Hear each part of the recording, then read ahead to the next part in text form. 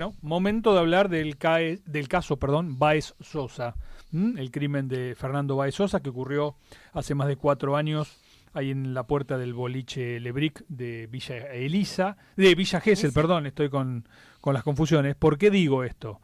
Porque bueno, sabemos que el colega Barbano, Rolo Barbano, le hizo una nota para Telenoche, para Canal 13, y a partir de ahí es como que el caso otra vez, ¿no, Alejandra? Empezó a cobrar vigencia. Sí, estamos hablando de Máximo Thompson, que es uno de los condenados a cadena perpetua. Fueron 8 los condenados y 5 condenados a perpetua, entre ellos Thompson. ¿Por qué es tan importante esto que pasó, que logró Rolando? Porque es la primera vez que hablan, es la primera vez que uno se desmarca de ese bloque que instalaron como estrategia de defensa. Thompson hace un tiempo designó un nuevo abogado porque él considera que lo jodieron, hablando mal y pronto, que perdió en la jerga, y que él no tiene tanta responsabilidad como algunos de sus amigos. Entonces, bueno, habló justamente de lo que pasó esa noche, de cómo fueron sus vacaciones, y la verdad que fue un diálogo muy interesante, y por eso lo contactamos a Rolando para que nos contara básicamente cómo se gestionó la entrevista y cuál es la nueva estrategia defensista de Máximo Thompson. ¿Lo escuchamos? Dale. Hola amigos de Hechos y Derecho, les quería contar un poco mis impresiones de la entrevista con Máximo Thompson. Fue una nota complicada, difícil de gestionar, que nos llevó mucho tiempo obtener. Máximo Thompson quería hablar, es parte de su estrategia judicial. La idea que tiene su abogado es mostrarlo a Máximo Thompson para tratar de mostrar una cara más humana de esa figura que todos vimos filmada en diversas acciones en el ataque criminal contra Fernando Báez Sosa. Y Máximo Thompson llegó a la entrevista muy nervioso, estaba tenso, sabía que se estaba jugando una ficha importante en las chances que tiene de lograr revertir este fallo que ya le ha dado una condena en primera instancia, en tribunal oral, y una confirmación en la Cámara de Casación Penal.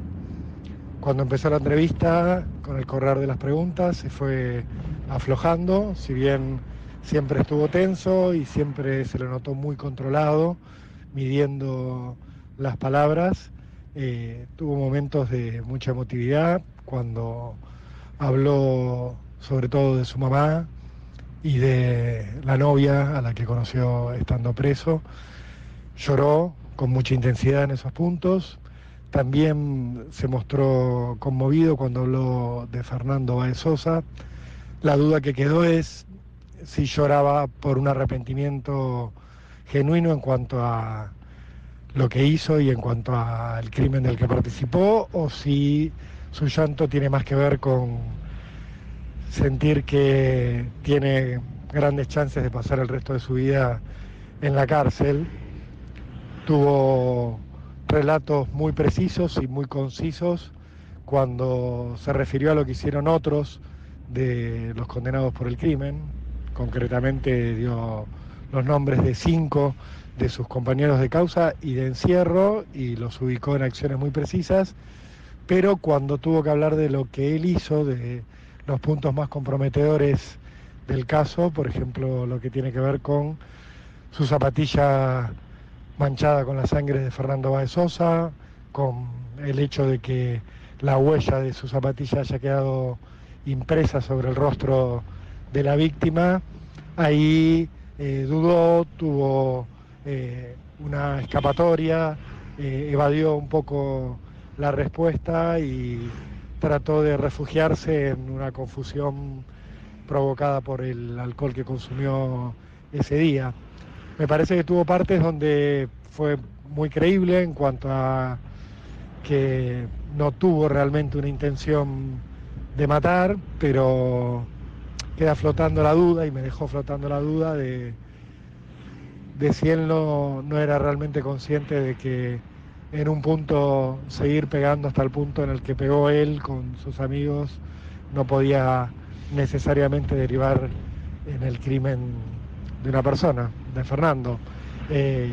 Lo vi muy preciso en cuanto a seguir el punto central que sostiene su defensa, que es que no hubo un plan criminal, que no hubo intención de matar, que no hubo premeditación. Él estaba muy consciente de que tenía que plantear eso y también muy consciente de que tenía que despegarse del resto de los condenados para que se lo analice judicialmente y también mediáticamente en un plano individual de yo soy Máximo Thompson, esto es lo que yo hice, el resto hicieron otras cosas, que mi condena sea solo por lo que yo hice.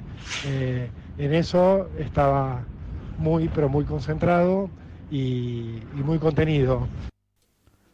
Y bueno, Barbano también habló de sus impresiones, de lo que le pasó a él teniéndolo a Thompson enfrente y también lo que le dejó la nota, ¿no? Con toda la experiencia que tiene Rolo a lo largo de todos estos años y en un caso tan pero tan particular. Yo no diría que siguió un guión, pero sí lo vi siguiendo los lineamientos de su defensa. Sí sentí que él tenía necesidad de hablar, que necesitaba desahogarse y hablar para defenderse públicamente, a lo que no hizo en 4 años. Fue muy distinta esta entrevista a cualquier otra entrevista que yo haya hecho con una persona condenada por un crimen de tamaña magnitud, porque a Thompson no se lo ve cuando uno lo tiene cara a cara como una persona que haya pasado 4 años preso, parece un joven estudiante como cualquier otro. Se nota que lo están cuidando mucho en la cárcel, que lo tienen en un régimen de mucha contención y separado del resto de los presos de la población general. No se lo advierte tumbero, no tiene los gestos típicos de quien pasa un tiempo en prisión y se nota que tiene mucha angustia por el hecho de estar encerrado y que esta detención que ya lleva 4 años se le está haciendo obviamente muy pesada. Él siente, y eso es lo que manifiesta incluso con sus gestos, que él no tendría que estar preso.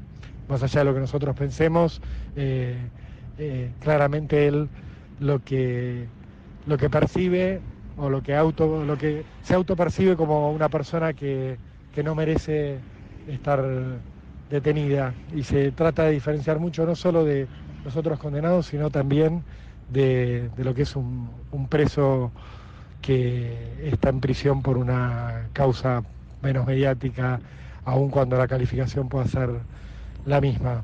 Fue una entrevista dura, de 1 hora y 40 duró, un diálogo muy extenso que ordenamos cronológicamente para tratar de que no se escapara nada, ningún detalle, ninguno de los temas que todos queríamos preguntarle a Thompson. Thompson no puso ningún tipo de condicionamientos a la entrevista sobre de qué cosas quería hablar y de qué cosas no. Él se sentó a dar la entrevista con agenda abierta, por decirlo de alguna manera, y realmente respondió a todo lo que preguntamos. Por eso me parece que la entrevista tiene tanto valor, porque tocó todos los temas y dio su versión sobre hechos que todos conocemos, que la justicia ya ha juzgado, pero a los que le faltaba este relato, el relato de parte de los autores del crimen.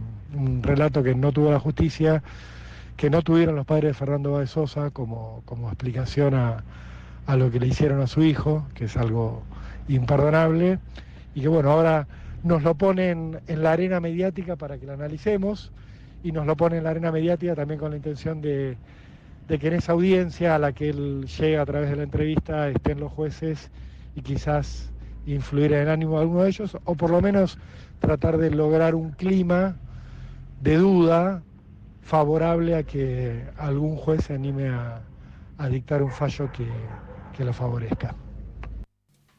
Bueno, Rolando Barbano, con este aporte para Hechos y Derecho. Bueno, obviamente muy agradecidos. Le mandamos saludos y bueno, ahora queda Alejandra hablar un poquito de lo que sentís con todo esto. ¿Qué te pareció? ¿Qué impresiones te dejó? Sí, en estos casos siempre es importante escuchar a la familia de la víctima. Esa misma noche, el martes, que fue la primera parte de la entrevista, la madre de Fernando posteó una foto de ellos y decía: no se olviden que la única víctima acá es Fernando. Me parece que eso resume bastante. También es cierto que en un caso menos mediático, tal como sucedieron las cosas, seguramente no hubiera llegado a perpetua.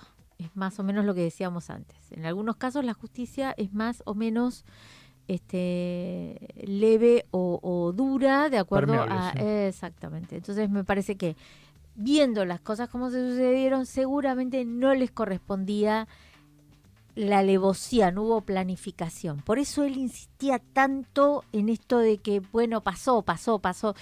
No justifica el crimen, pero le quiere sacar los agravantes para sacarle la perpetua. Claro, a ver, casación, en el fallo que termina confirmando las condenas, tiene una intervención también clave en cuanto saca la alevosía. Saca la alevosía como causal de agravamiento de lo que hicieron. Ahora, dejó el ensañamiento. Con eso alcanza.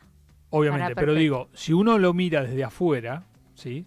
Tal vez esta idea, que es lo más complejo de probar, es decir, que era un plan criminal organizado de antemano. No, eso no. Bueno, es muy difícil eso que se hayan representado, pero digo, hoy le quedó ese agravante y le sacaron la alevosía, que era lo que todos vimos. Cuando le pegaron entre 8, 7, 5, claro, lo tuvieron en el piso, pero bueno. No sé, la Corte es un camino muy restrictivo ahora, de una situación muy puntual jurídica, que yo no sé si va a entrar a analizar. De vuelta, es un caso muy mediático, no creo, es como, a ver, ¿por qué Barreda tardó tanto en recibir los primeros beneficios procesales? Cuando cualquier otro femicida en ese momento histórico ya los tenía ampliamente, porque era Barreda. ¿Por qué Robledo Puch sigue preso? ¿Por qué Robledo Puch? ¿Por qué los del caso Báez Sosa tienen perpetua? Porque es el caso Báez Sosa. Yo sé que es polémico y cualquier familiar te dice que se pudra en la cárcel. Hay otros familiares que no piensan lo mismo, pero bueno, no importa. Pero tiene mucho que ver con eso. ¿Por qué cualquiera mata a un pibe en una picada, se escapa, se raja, y está libre con 9 años de condena, y una chica que impactó por distintas causas en todos los medios nacionales hace lo mismo, se queda y está presa? Mediático. Para pensarlo.